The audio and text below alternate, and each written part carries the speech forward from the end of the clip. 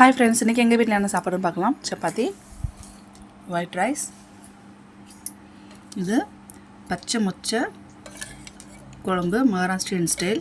Chapati and ரைஸுக்கு ஏற்ற மாதிரி வச்சுருக்கேன். இது போக போக என்ன ஆகும் அப்படின்னா இன்னும் சக்காகும் ஃப்ரெண்ட்ஸ். தென் பக்கோடா குழம்பு.